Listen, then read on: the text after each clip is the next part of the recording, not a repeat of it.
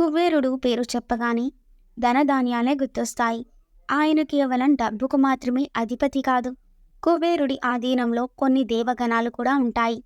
శివపురాణం రుద్ర సంహితంలోని సృష్టిఖండంలో కుబేరుణ్ణి శివుడు అనుగ్రహించిన సందర్భాన్ని గురించి పేర్కొన్నారు. కుబేరుడి అసలు పేరు వైశ్రవణుడు.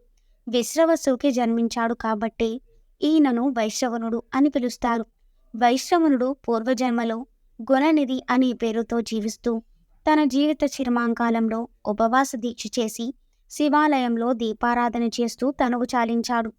ఈ పుణ్యఫలం వల్ల అతడు వైష్ణవునిడిగా జన్మించి శివునికి అత్యంత సమీపంగా ఉండే అదృష్టాన్ని కూడా పొందాడు. ఈశ్వరానుగ్రహం పొందడానికి కాశీనగరానికి వచ్చి గంగా తీర్థంలో తీవ్రమైన తపస్సు చేశాడు. అతని కఠోర తపస్సుకు మెచ్చిన శంకరుడు పార్వతీ సమేతంగా ప్రత్యక్షమయ్యాడు. పరమేశ్వరుని అమిత ప్రకాశాన్ని చూడలేక వైష్ణవునుడి కళ్ళు మూతపడ్డాయి. దీంతో శివయ్య పాదాలను దర్శించుకోవడానికి తనకు చూపు ప్రసాదించమని అతడు వేడుకున్నాడు. అర్ధనారీశ్వరుడైన శివుడి దర్శించి పక్కనే అమ్మవారు ఉండటంతో అసూయపడ్డాడు. నిరంతరం అమ్మ శివుని వెంట ఉండడాన్ని అసూయపడి కుటిల మనసుతో ఆమె వంక చూశాడు.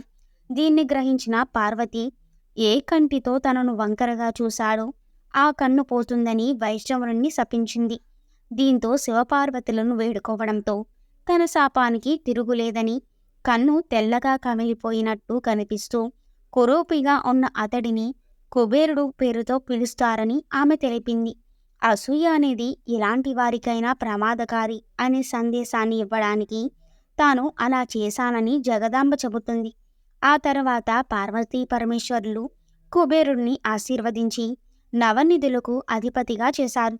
అంతేకాకుండా గుహ్యులకు, యక్షులు, కిన్నెరులు, కెంపురుషులకు కుబేరుడే అధినాయకుడు.